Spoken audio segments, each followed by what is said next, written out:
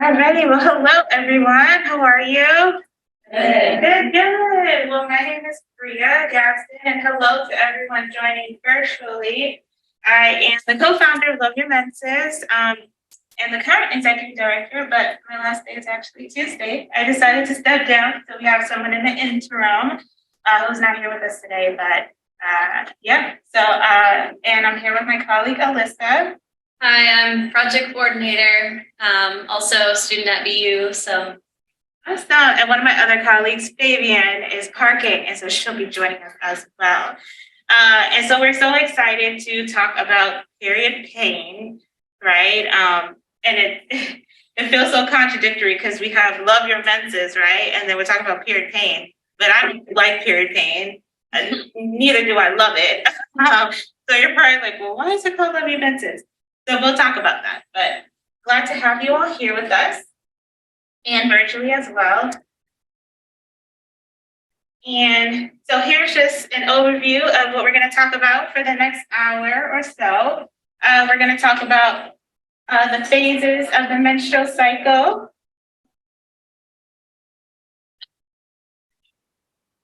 Oh,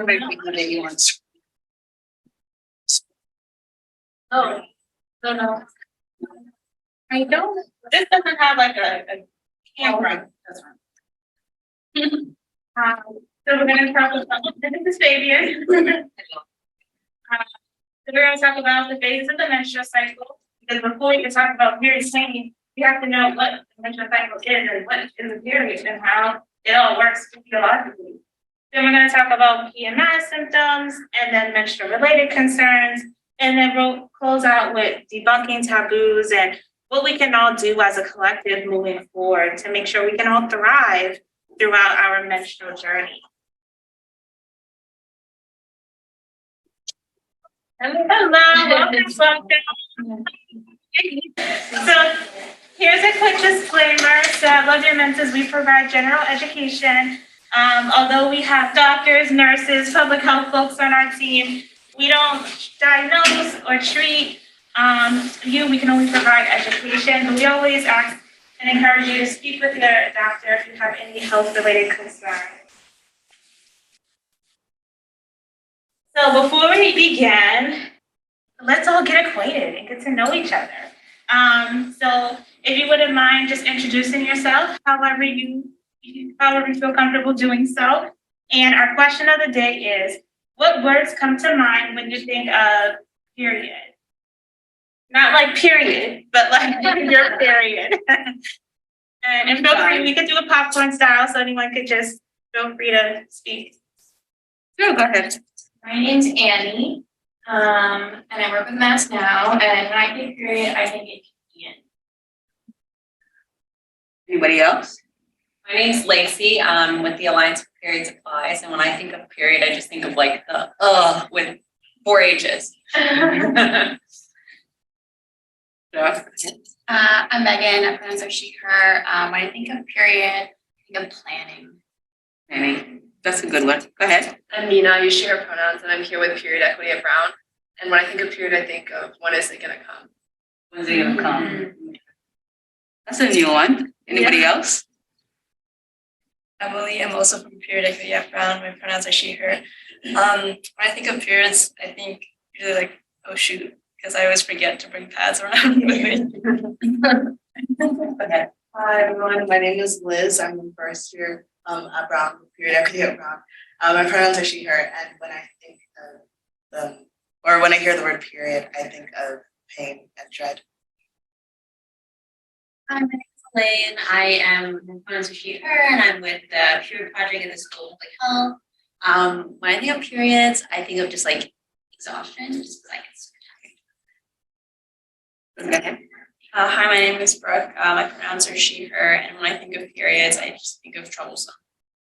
Hi, my name is Akanksha, and I'm with BU at the Period Project. And I think when I think of period, I think it's beautiful because in a way we get to actually, it's a process that we all have, and I think it's so cool that we get to go through this.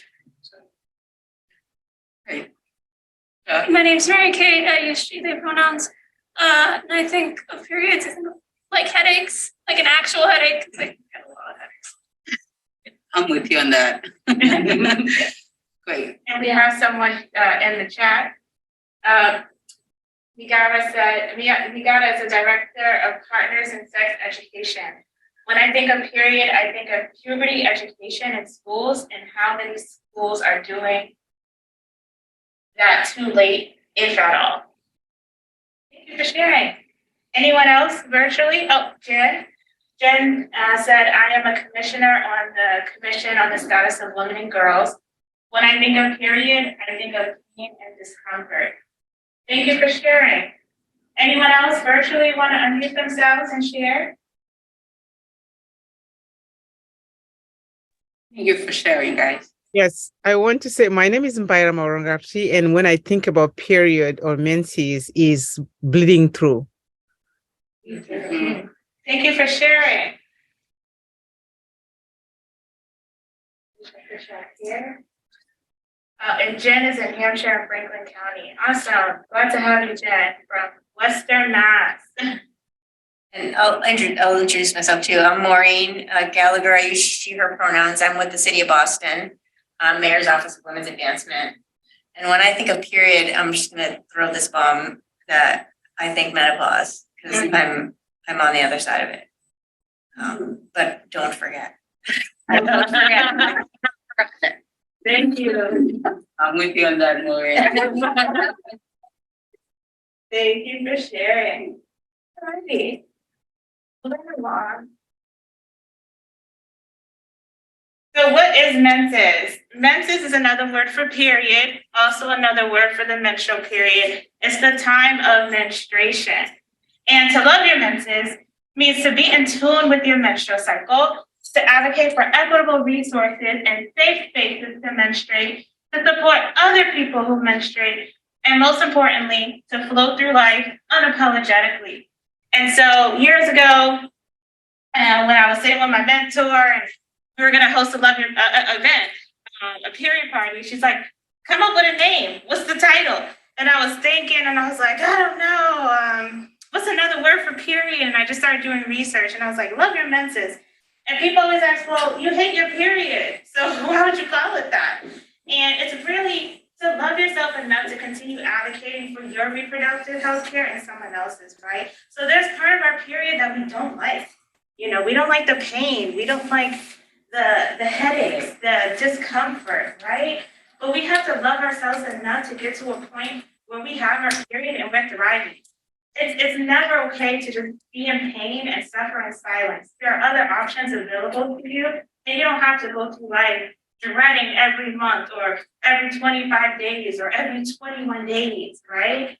There is greater on the other side. And our job is to provide you with the resources and the education so you can continue supporting your menstrual health. And it's a cycle, it's a journey, right? It's not going to change overnight. You're not going to find that one perfect solution, but it's a lifestyle change. And the more you can learn, the more you can get to a place where you're thriving. So who menstruates? Menstruation, as stated, is a natural part of the reproductive system for many people. It's often associated with women, but our bodies do not determine our identity, right? And so people of many genders can menstruate. For example, women, transgender men, and non-binary people. And most people who have a uterus can menstruate as well.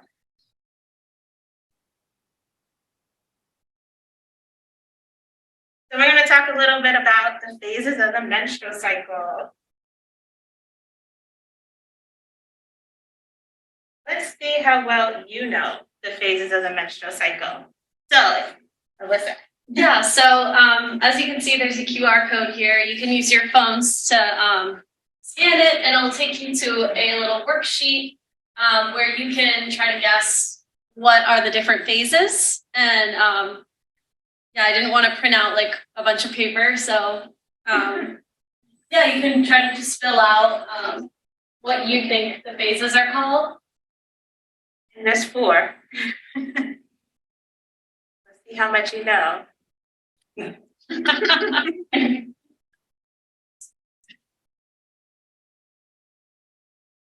not just all period, contrary to popular belief.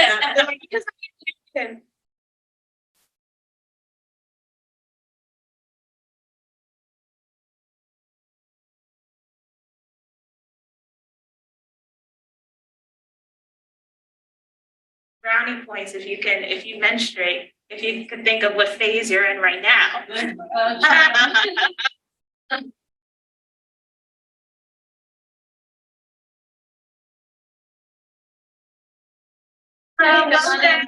Welcome. Do an activity. Get some chairs over here.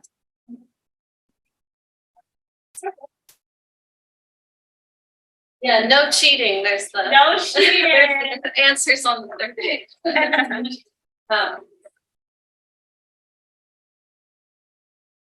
No cheating. Great. Should we see? Sure. What do you think the first phase is? First phase. Follicular. Menstruation. So the menstrual phase is the first phase of the menstrual cycle. So day 1 of your period is day 1 of the new cycle. And then, oh, it showed up. So then, next after that is the follicular phase. And so after you have your period, you go into the follicular phase, and this is before an egg is released. And so this is when the body is preparing for potential fertilized egg. So this is when the lining of the uterus starts to thicken, and the body is releasing all these hormones in preparation for that egg. Then you move into ovulation phase, right? Which is when an egg is released from an ovary. And for most people, some people can actually feel when they're ovulating. It's something called middle smirch, otherwise known as middle pain, because ovulation is the middle of the menstrual cycle. It's usually around day 14 or day 15. And so some people may have pain on one side. And if you ever experience that pain, but you couldn't put a name to it, then, you can track it and see it and ask your doctor, and most likely it's associated with ovulation. So that is when an egg is released from the ovary, with an A, not E, that's a typo. And then the next phase is the luteal phase. And so this is after the egg is released. So if there is no fertilized egg, meaning there's no sperm, right, to fertilize with the egg, then that egg gets reabsorbed back into the body, and then the body is signaled to shed the lining of the uterus, because that lining was thickened to prepare to house the egg in the womb. And if there's no fertilized egg, then the body's like, oh, now I have all this thickness, I need to shed it and get rid of it. And so as the lining sheds, it comes out in the form of blood, which is why you get your period, and then the process starts all over again. Does that make sense? Any questions? The arrows are not supposed to be like that. I think we accidentally did that wrong, but it's supposed to be like a circle. Yeah. Oh, yeah. I think there was a questions in the chat. Oh, that was about the arrows. Both of them coming up. Yeah. Maybe you'll talk more about it, but when you're saying like how you can track your pain and stuff, do you have any like tracker recommendations? 'Cause I know there's Yes, so like we a lot are of- going to talk about that. Okay. It's a great Sorry. question. Yeah, no worries. Awesome question. Yeah, so the arrows are supposed to be counterclockwise. So you have the menstrual phase, the follicular phase, ovulation phase, and then the luteal phase. And then it starts all over again. And for some people, it could be every 28 days. Some people operate on a 21-day menstrual cycle. Some people can operate on a 30-day menstrual cycle. So everyone's menstrual experience is different. And so especially when we do work with youth who are just getting their period for the first time, they may not have a period every 28 days. It may come every 28 days, right? Because their body is adjusting to having a period for the first time. But even as adults, if you think about your lifestyle, the foods that you eat, your stress levels, your environment, all of that can affect your period and affect your cycle, which we'll talk about more. One thing I'll add is like, trying to track your cycle on different days, and then you can be able to for a couple of months and see what your body is doing, and based also what you're eating, and then you can be able to see what your body is reacting and then how you feel on that. So that can give you a tracking of how you can be able, when you're ovulating, when you're doing certain things. So at least you can have a better idea when you're ovulating and based on your pain as well. And so this is the overview of the menstrual cycle, and these are the correct arrows. And so the days, it varies by person, but for the most part, the period phase or phase one is every 3 to 8 days. Follicular phase occurs around day 14 of the menstrual cycle or the middle of the cycle. Ovulation is really quick, it's about 12 to 24 hours. And then you move into the luteal phase. Another signal that people sometimes use during ovulation is you'll notice the discharge may be clear and sticky, right? If you ever wipe and it's like clear and sticky, that's also a sign you can tell like if this is around ovulation. And then as you move into the luteal phase, right before you get your next period, you'll notice it might be dry down there, not a lot of like discharge. You may have some physical changes that occur. I get acne everywhere on my legs, my back, my face. Your skin will change as well. These are all signs that your period is coming. Cravings. Pain. Yes. Birth pain. Has anyone ever heard of prostaglandins? No? Yeah. Oh yeah, do you want to describe it? Oh, I mean, I don't know that it would be fair for me to describe it. It's on the floor. But yeah, prostaglandin, especially like sometimes I hear about it when people are like talking about what to eat, like what are good foods to eat, like around your period and things like that. Yeah, so prostaglandins is a hormone-like, so it's not actually a hormone. It's a hormone-like substance that can cause the muscles and blood vessels of the uterus to contract. So the lining of the uterus, also known as the endometrium, can shed during the menstrual phase. And so prostaglandins are increased in response to inflammation. And so it all, if you think about the foods that you eat, right? They always say eat a lot of anti-inflammatory foods. And the reason why is if you eat a lot of fast foods, a lot of foods that are high in like oils, if you think about like sunflower oil and other types of oil, and dairy, if you have like even a minor reaction to dairy, that can cause an inflammatory response in your body, which can cause your body to produce more estrogen, right? And if you're estrogen dominant, that can increase the lining of the uterus and make it thicker than what it should be because your hormones are not in balance. And because of that, your body produces, you start seeing more of these prostaglandins are needed in order to break down that lining of the uterus. That is why some people experience severe pain in the pelvic area and back pain because of these prostaglandins, because of the high inflammation.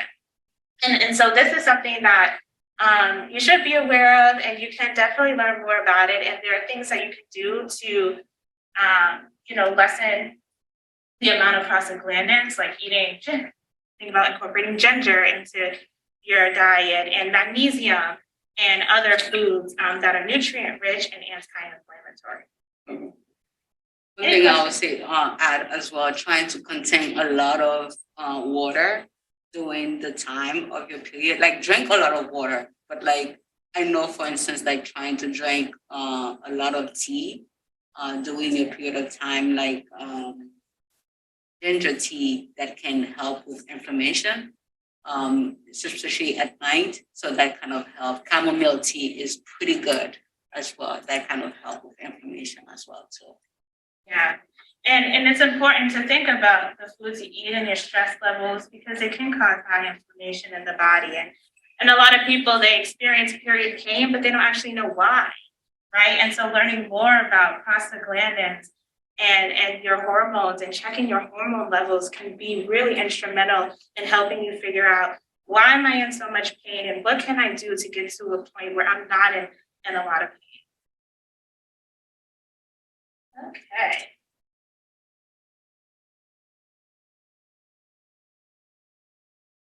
And now we're going to talk about PMS. Yeah, so these are some common symptoms of PMS: bloating, nausea, cramping, acne, mood fluctuations, tender breasts, headache, appetite changes. I'm sure most of us or some of us have experienced those things. And so there's a lot of different things you can do to manage those symptoms. They can be homeopathic, also prescription, but everybody's different. And so some people do experience a lot of pain while others may not experience any pain. And some people have different pain tolerances as well. So those are all different factors to take into account.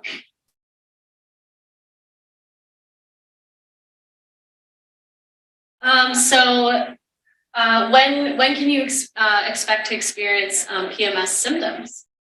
Many experience this about a week or two before getting their period. And over 90% of people who menstruate say that they get some kind of premenstrual symptom. But of course, people with other menstrual related concerns, such as endometriosis, experience constant pain, regardless of if they're like during their period, but other phases of the menstrual cycle as well. Does anyone have any questions or has ever experienced PMS? No. Yeah. How do you guys manage your PMS pain? I will say that like I don't get that much pain prior to my period, but I am like very exhausted, I find, all the time, and I get a lot like more acne than normal. But I will say, maybe it's a hot take, sometimes I am like a little glad that I have these symptoms because I feel like I have a little bit of like a irregular period. And now when I'm like, oh, I have been taking 4-hour naps every day for the past 4 days, and then I know my period is coming. So to me, I think it serves different purposes as well, in addition to like just experiencing pain. So you feel that your body's tired, but you're also taking care of yourself, like by resting. Yeah. Okay. So like now I know. You're listening to your like, body. Yeah. Sure. Like I agree with you. Before I get my period, I'll usually feel a little bit of pain, like in my lower abdomen.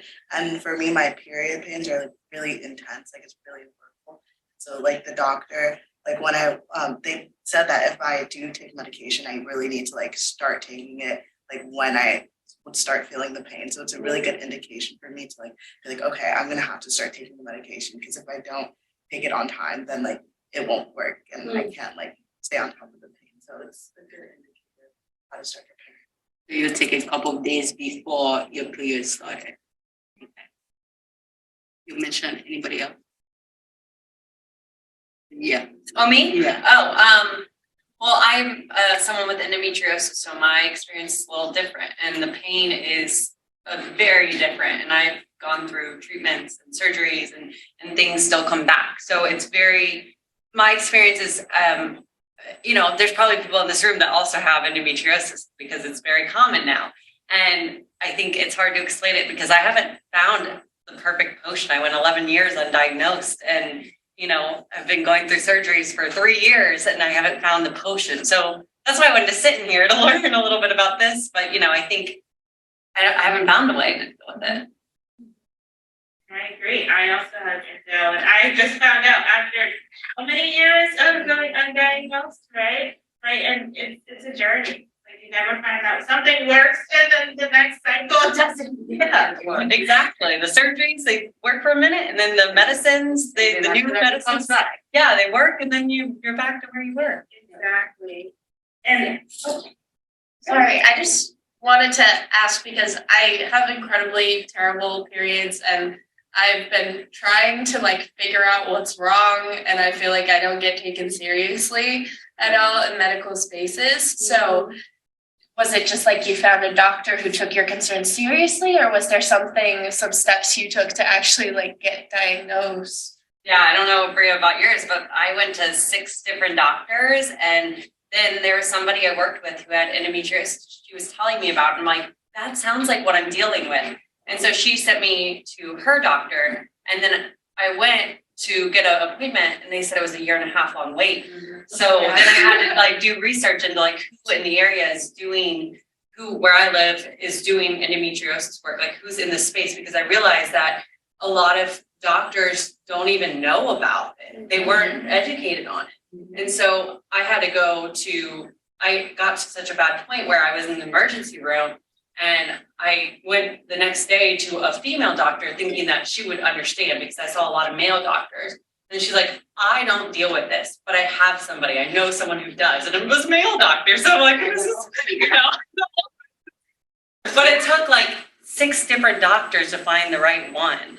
But most people are just like, it's just your period. Yeah. It's not just period. Yeah. And they can't even confirm it until they do surgery, but you have to find somebody who's willing to even do that. Yeah. Yeah, and you have to take time off. I live in Connecticut now. I had to drive almost 2 hours to go to Stanford just to see a specialist who specializes in endometriosis. So you have to take time off of work. You have to make sure your insurance covers it. Doctors, I would see so many doctors and they would say, okay, let's do another ultrasound. I'm like, here is the imaging from the last doctor I went to less than a year ago. I don't need another ultrasound. I know what's going on. And so just advocating for yourself. And I think by doing this work for so many years, I've learned so much about menstrual health in general that one doctor was like, so let me tell you what endometriosis is. I was like, no, I already know what it is. I do this work. You don't have to waste your time telling me. Connect me with the specialist so I can get what I need. And so just really advocating for yourself and letting the doctor know you are knowledgeable about your body and you know what you need, and you don't need to waste your time on things that are not going to help. But I also recommend getting blood work done, checking your hormone levels, checking to see if you're deficient in any vitamins. I see a comment here. Jen said, I asked for a hormone panel at my doctor's office, and they told me they don't do those. And I have had doctors do that, and I had to find a doctor that does do that. And it was so helpful because I got to see exactly what was going on inside of my body and getting on supplements and stuff to get back in balance. And so definitely advocating for that blood work to be done. Fabian, don't they have to do the blood work if you ask for it? Yes, you have to ask them to do your blood level because I have not more, but I have fibroids and I have multiple fibroids and I had cysts. So they couldn't even figure out what was the cause of it because my body was building them. And I ended up having surgery after surgery and I ended up having to remove everything. Remove my whole entire hormones, right? So they had to do like the blood work to figure out what is my hormones was doing. So my hormones was, because I had the cyst, not only was going on my vaginal, but also on my breast. So sometimes it was like so many different levels because my hormone was off balance. So trying to just make sure that ask them to do your blood work to see what is your hormones is doing, because it can be some kind of a food that you are eating that probably just giving too much hormones in your body. And I become vegetarian, I become vegan, I began trying to change my whole diet system. So certain food you're probably eating might be giving you too much hormones, and that's something that you're probably trying to do and see a dietitian as well too. And maybe that can be able to help and manage on that, because sometimes it can be something very simple, you're not even knowing that might cause of it. And you know, you don't know until you really do the research. So that's my suggestion that I would do and ask for the blood work. And also your gut health plays an instrumental role in your menstrual health. So definitely there are tests you can see, like if there's any parasites in your gut. That's something that we don't think about. If you eat meat and you eat fish and you eat all these foods, we don't know what's in a lot of these, right? There may be parasites in your gut. And I've had people who've gone through those cleanses who have felt better afterwards. And so it's always good if you know you crave a lot of sugar and you eat a lot of sugar. Sometimes it could be a parasite, that's causing you to have all these cravings. And so definitely getting tests done, food sensitivity tests, to see if you're sensitive to any foods. If you eat a lot of dairy and you cut that out and you notice that your periods are becoming more manageable, then it may be due to the dairy or it may not, gluten. And so definitely thinking of managing your period as like a lifestyle, right? Thinking of what do you do every day? What do you eat? How are your stress levels? And using that to help you. And any other questions? Comments? This is great. Thank you all for sharing your stories. We love that.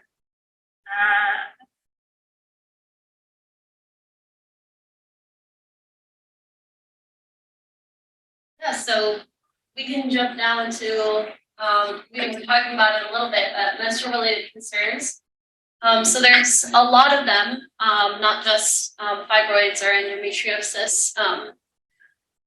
There's Dysmenorrhea. Dysmenorrhea. So this causes severe and frequent pain and cramping. And so this actually may not be caused by an underlying condition, but it's just the pain that you may experience. And this is amenorrhea, which is the absence of a period. So some people experience this, and this could be on and off, temporary or permanent. And then we have oligomenorrhea, which is infrequent or irregular periods. Some months may be light, some months may be really, really heavy, and it's very sort of dramatic differences. And this is PMDD, I think. This is a severe form of PMS that causes not only physical but very intense mental symptoms, and that can interfere with your everyday life, school, social events. And then, as we talked about, endometriosis. So this is a condition in which the lining of the uterus, it grows on the lining of the uterus, or the endometrium, and this involves pelvic tissue that this can develop in the ovaries and fallopian tubes, and sometimes it can affect also nearby organs. Common symptoms are severe pain, inflammation, and then gastrointestinal problems like constipation and diarrhea, bloating, and then period pain and pain during intercourse. And endometriosis, it's interesting because there are other cells in your body that can then turn into endometrial cells. And so it can not only affect, your reproductive health system, it could affect other organs in your body. And that's why it's important if you notice any symptoms, definitely continue advocating for yourself, because this is not just something that is just localized to the reproductive health system.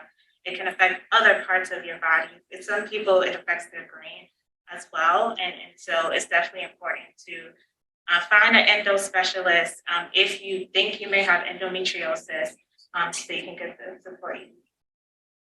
If you see your pain is continue to be very severe, like when you're having cramps, like this month you see you're having cramps, and next month you see like the cramp is getting heavier and back pain, and you see it's not normal, don't sit on it.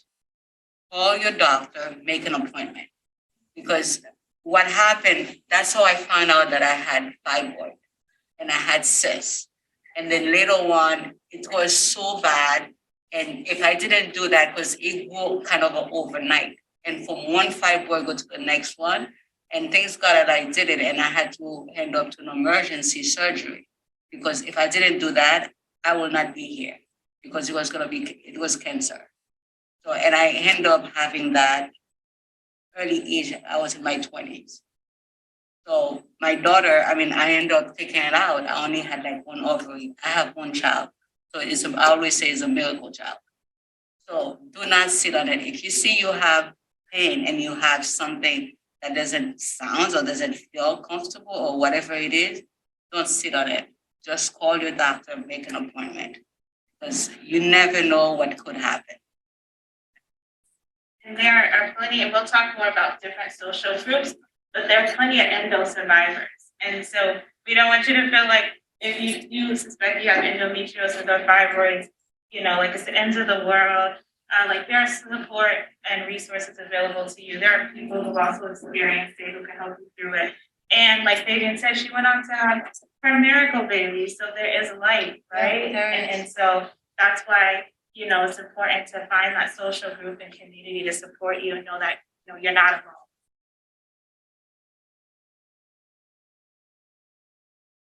And then we have polycystic ovary syndrome, ovarian syndrome, sorry. It's a hormonal imbalance that's caused by the ovaries. So you can see like a normal ovary on the left and then polycystic ovary on the right. And some symptoms of this are missed or irregular periods, large ovaries, cysts, and then excess body hair. This can be on your chest, stomach, back, weight gain, and then acne or oily skin.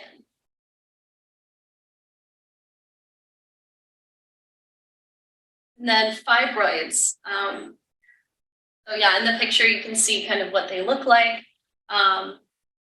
And about it's a non-cancerous muscular tumors that grow in the wall of the uterus.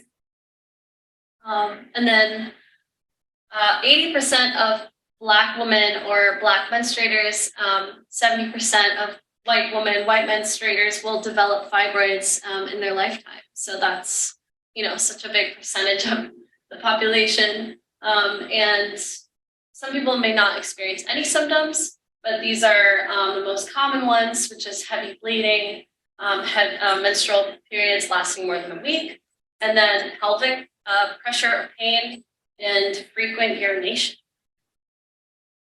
Usually when you see the fibroid inside of the wall like that, sometimes some of the surgery, they can take it out and then they can scrape them. And in some of the surgery, they cannot scrape them, they have to remove the whole uterus.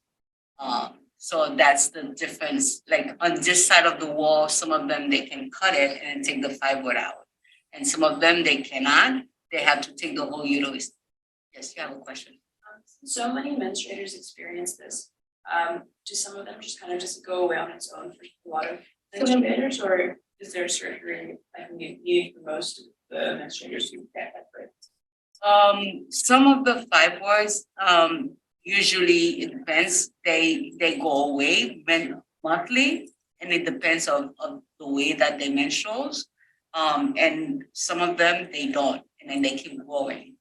That and it depends on the body, and that's when you take the hormones and you check with your OBGYN and so on that. And everyone's a little bit different. And then you'll be able to see, because I know like some women that when they're pregnant, and that's when they find out that they have, while they carry the baby, and then that's when they find out they also have fibroids.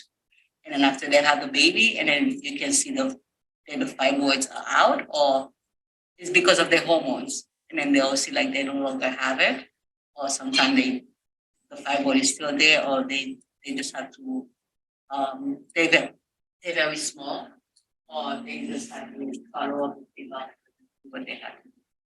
Sometimes the doctor said, oh, it's very minimal, it's small, they will follow if they need to do surgery, or if they have to keep an eye on it. That's why it's important to monitor it. Some people, they see their doctor 1 year and it's, you know, really small, and then a few years it could grow as big as a grapefruit. My mom actually had one that was the size of a cantaloupe. She had to get a myomectomy, which is the removal of a fibroid. But like Fabian said, sometimes some people have to get a full hysterectomy, which is the removal of the uterus. And that's why it's always important to get a second opinion if you need to, get a third opinion. Some doctors only will say hysterectomy, right? And that might not be your only option. There could be a myomectomy where they just remove the fibroid. And so it's important to speak to different doctors and understand all of the available options available to you before you make that life decision. How did the fibroids go diagnosed? Like, can they see those in the ultrasound? You'll be able to do like at least 2 types of ultrasound. You'll be like the outside of ultrasound, and you'll do vaginal ultrasound, so they can do the measurements as well. So they'll be able to see how big, and then they'll do multiple ultrasounds within a couple months and to see how it's growing. So, and that's good to see multiple doctors. Like for my experience, I saw like about like 5 doctors just to make sure that I made the right decisions on that. So you'll be able to see, like follow them to see how they're growing. Are they growing, every 6 months, every 3 months, based on that. So you will know how impacting, because I was having really back pain, a lot of headaches. It was really affecting my daily life. And you can also, whenever you get imaging done, ultrasound, you can ask the doctor for a copy of the photos that you can have. So if you see another doctor and they ask for it, you can give it to them. And also just for you to know, because then they may ask, what's the size of the fibroid? And you can look at the ultrasound and get the notes from the doctor so you know exactly. All right, moving along. Yeah, so this is another little activity. So if you have your phone, you can scan the QR code. And I think it's on the second page of that worksheet. And you can try to match these menstrual related concerns with the definitions. See if you remember what's what. And it's also good for you to know, because you may be reading a doctor's note and they put dysmenorrhea, and you're like, what is that? But now you know.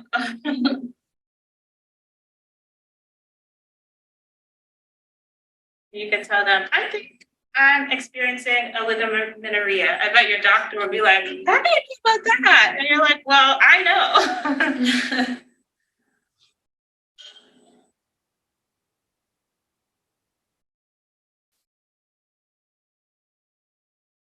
Anyone have any questions on any of these concerns? Or any others that we may not have talked about? Yeah. So I guess we talked about a lot about managing it. Just for any of these specific things, are they just conditions that will like develop within us and we need to detect it, or are they preventable in some sense if we like change our diets sooner rather than later or anything?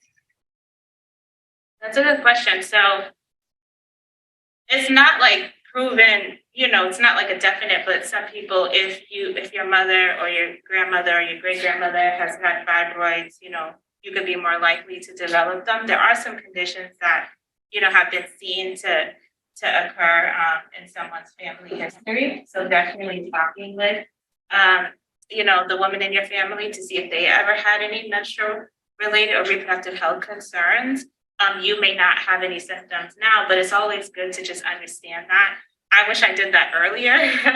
I waited till my mid-20s to ask my mom. She's like, yeah, I have fibroids. And my grandmother's like, yeah, I had cysts. I'm like, well, why didn't you tell me this? Like, why am I just not knowing? And so definitely understanding your family history, having a good lifestyle that works for you, where you feel good inside and out is always helpful, right? As far as like preventative. But some things just may develop because, believe it or not, we could, have the perfect diet that works for us. And we can make sure we minimize stress and we get enough rest. But our environment affects our menstrual cycle. Just think about where you live, the pollution, the chemicals that we use on our face or on our hair. All of that are the menstrual products. There are some products that have toxic chemicals inside of them that can affect our reproductive health system. And so there's just so much in our environment that can affect our health and develop endocrine disrupting chemicals, which can affect our endocrine system and our hormones. But there are things you can do, to make sure you have a lifestyle that works for you. And hopefully nothing develops, but if it does, then at least, the steps you can take to manage it. Okay, should we show the answers? Did anyone get these right? Hopefully.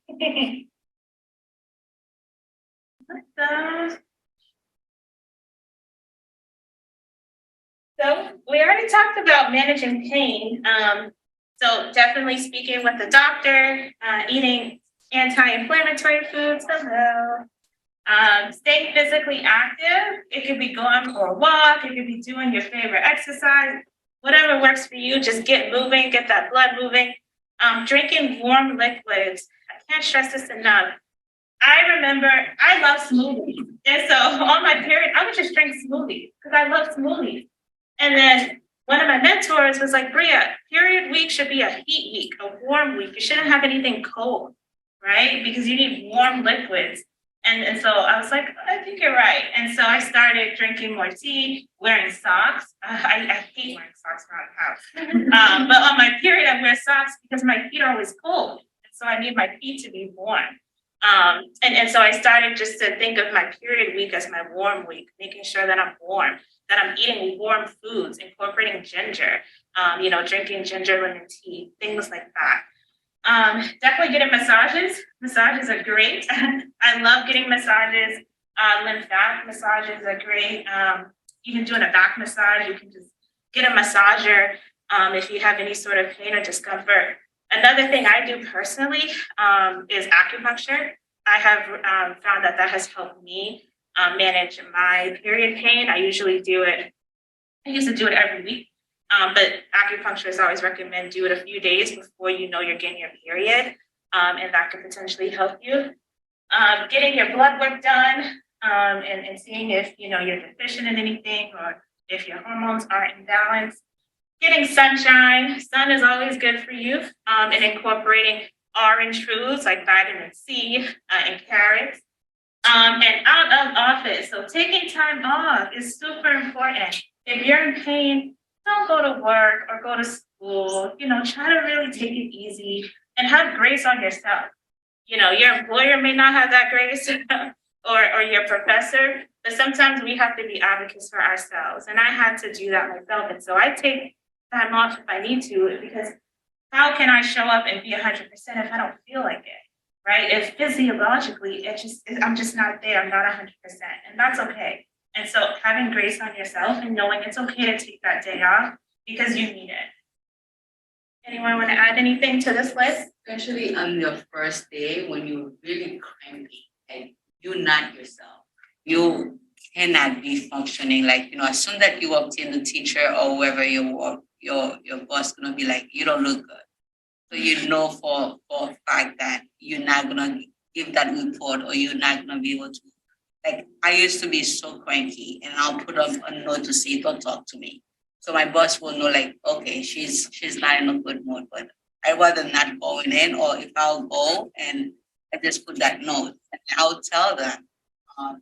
But if you have a relationship with whoever it is, if it's a teacher to say I don't feel good, can I just do my notes or pass the paper tomorrow or whatever it is, at least take some time off and do well, especially if you're not mentally prepared to do it, for a fact that you're not gonna be well.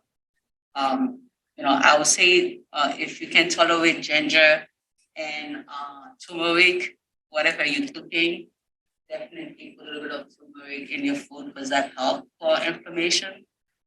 Ginger is good, a bit of garlic is good too. If you do eat spice, spice also help with inflammation as well too, and that kind of put a little bit of heat on your stomach. And whatever, if you have a warm bottle, anything of heat, if you don't have a heat pad or anything, just to put in your back or your belly to help you, to soothe you, so that can help as well. So anything that makes you comfortable doing that first couple of days to just soothe you, that'll be very helpful. I just say that I know a lot of you attended the panel earlier about policy and stuff, and I think this is something we have to think about menstrual leave as a policy, because the thing is that it's great to be able to take time off of work, but not everyone has the luxury. Not everyone can afford to take a day off of work, and when you're working an hourly job, you're losing that money. You don't have paid time off. So same thing with school, with a lot of you being students, you should talk to your administration to see if they can put in a menstrual leave policy, and see if you can make that change within your own school. Then you're setting a precedent, because it doesn't exist in this country, and we're seeing it happen other places, but very slowly. So we have to get ahead of it. Mm-hmm. Yeah. My biggest worry about that is, my workplace in Japan used to have a menstrual leave that you could apply for, but it was a set time every month. That was like, It's not the right way. I can't predict it. Like they would tell you to have to choose the date in advance, which I. They need to know the phases and understand how the cycle works. I don't know when it's going to happen. It doesn't occur the 13th day of every month.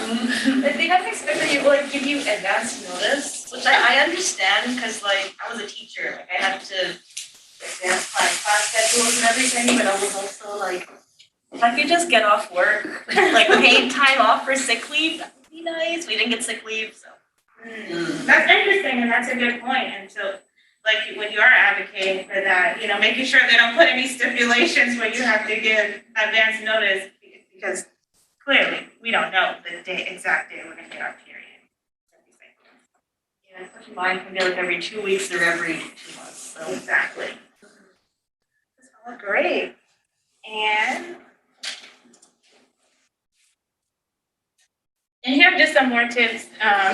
If you ever get any menstrual migraines, magnesium is such a great supplement to have. If you have any sort of cramping or anything, magnesium.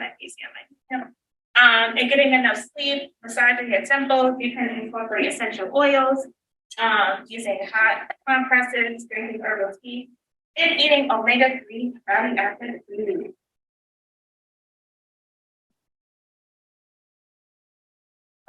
Oh, sorry. I have a treat attached, but thank you so much.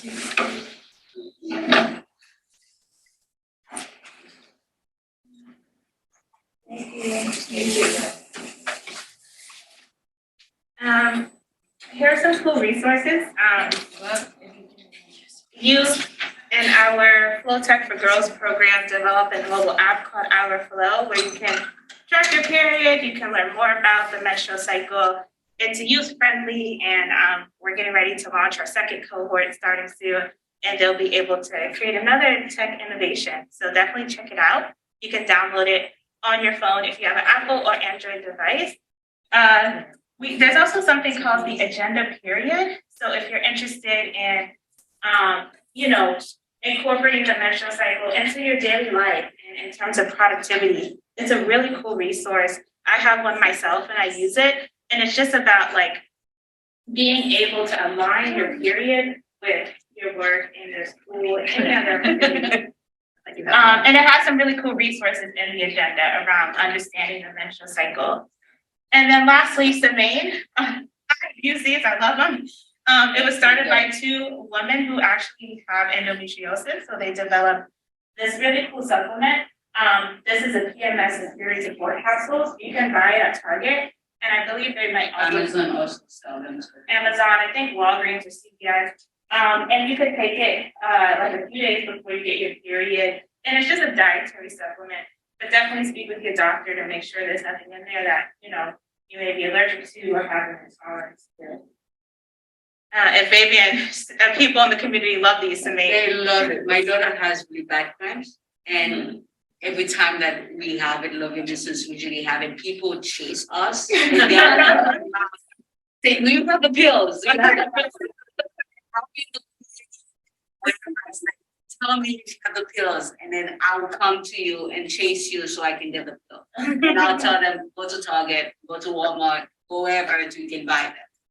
They love it because they have cramps. And then we also have one of our local who has a tea as well.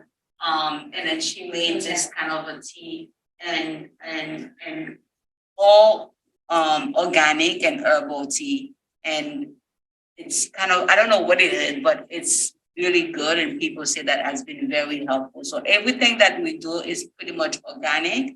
And then that's kind of, helping people that it's been kind of, helping a lot of people, whether cramps, and some way, somehow it's supporting them to manage their pain. So they keep chasing me. I mean, we ordered, but they back ordered that we don't have it. That's why we didn't have any to share with you guys today. But they recently sold out of one of their capsules. Like they emailed and said they're completely sold out. That's how good they are. Yeah, Um, I can even find them, I need to buy for my daughter, so Yeah. she's like, mommy, I need them because I'm having pain. so definitely check out your local Target if you want to check them out or any of these other resources. And definitely with tracker apps, someone put in the chat, definitely being mindful of the tracker apps out there, and just, making sure that, your information is safe and stored. And so definitely that's always good to keep in mind when you're using any other apps in general to track any health data. Good point.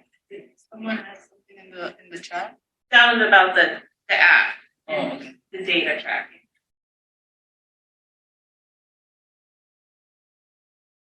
Yeah. I think we're getting close to the end. We already talked about this, but so period trauma is a term that Dr. Cherish Chambers, who's also known as the period doctor, she describes as any sustained psychological, social, or emotional injury or distress related to or caused by menstruation. And so as we start to think about menstrual equity and like how we can continue advancing menstrual equity work and reproductive equity in general, just thinking about how these reproductive health concerns can not only affect us physically, but psychologically as well and emotionally, and thinking about the mental health implications of what menstruators experience is super important. And then here are just some statistics that we talked about in relation to fibroids and missing days of school or work because of period-related pain. Yeah, and talking about stigma and all of this associated with menstrual related concerns, you go to doctor after doctor and it's like they don't know what it is, they've never heard of it. And I think it's just because in societal level there's just this like understanding that, oh, it's just pain from your period, when that can be like very internalized, can hurt your self-esteem, you have feelings of shame and embarrassment. So that prevents a lot of people who menstruate from seeking care. So yeah, many people go undiagnosed. Like we said, severe period pain is not normal. So you might see it on TV, hear it from family members, but it should never be debilitating.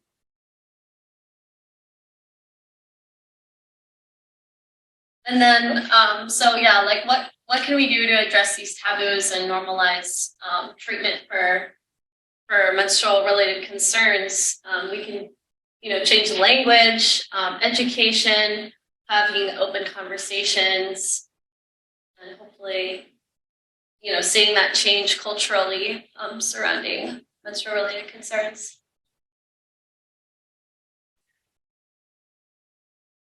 You are not alone. And this is just a list that I could think of, but there's plenty of other resources available out there. Endo Black is a wonderful organization that does a lot of work around endometriosis awareness, and in Connecticut at least, there's an endometriosis working group, a group of legislators and community folks. There's also a lot of great foundations. I think the Endometriosis Foundation, and plenty of other works. Black Women and Infertility, it was started by this amazing woman in Boston, and she does a lot of work around supporting those who experience infertility. So definitely check them out. The White Dress Project, they do a lot of work around fibroid awareness and maternal health in general. They have a pretty active social media, as well as Black Moms blog.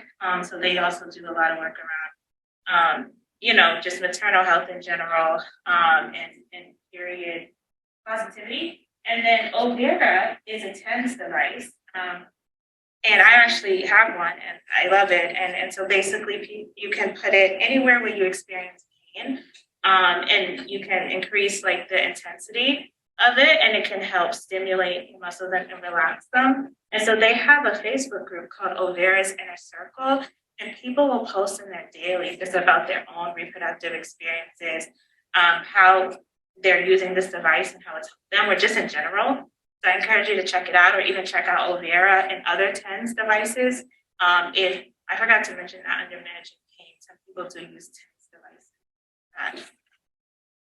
And can anyone think of any other social support? If you look at the hashtag Indo Warrior, Indo whatever on Instagram, like you can find a lot of those groups too. I know one is like backed by Julianne Hough or whatever, and she's endometriosis, so it's got a little bit of attention, but still not a lot. Yeah, there's a lot of social media, different groups out there, like support groups or just join different groups that probably speak to you or you can circle around you. So that's probably like to support your needs. And then you can also talk to your doctor and see whatever the support that they have. Because sometimes, you know, you have to feel that you're not alone going through this journey. Because you probably think that you're by yourself, this is hard and not just physically and mentally drained, but you're not going through this all by yourself. And you need the support. Those social media, those support when you see other people posting, if it's something, whatever, a diet or tea or pill or something that they're posting, talk to your doctor, try it and see if that works. It might work one day or another day, or at least you try something because you never know. It might work for somebody else, not working for them, but it might work for you. So you never know. And you can start your own. You can start a talk. I used to do period talks early on. A few years ago, I would just create a Zoom link, a reoccurring, anyone could hop on and we would just talk about all things periods. It was like every Wednesday or something. So you can just do that with your social group. I have my friend group and we talk all the time about our periods. So find your community and your tribe. I just want to throw this in there. So this is a company in the US, I think they're based in LA. They started incorporating menstrual leave to their employees. So Chani is an astrology app, implemented its menstrual leave policy so employees don't have to deplete sick or vacation hours to deal with the fact of life. Folks just need to let their supervisor know and then they decide to take the menstrual leave, and it's an automatic yes. There isn't an approval process, and about 60% of their company's employees have used the policy at least once since they enacted it. And so definitely, you know, you can use them as an example, or you can even reach out to them to see, you know, how it's going there and how their employees have loved it and what you can do to advocate for menstrual leave in your school or your workplace, and hopefully on a nationwide level. Yep. And love yourself fully, deeply, and honestly. You deserve your love and affection. As we close out our Love Your Menses period pain workshop, we just want to thank you all. And let's keep talking about menstruation, and let's get to a point where we can thrive throughout our menstrual journeys. And you can follow us on social media at Love Your Menses. And this is our general email, info@loveyourmenses. And then you can also connect with any of us individually. And we would love to stay in touch. And thank you to those joining on Zoom.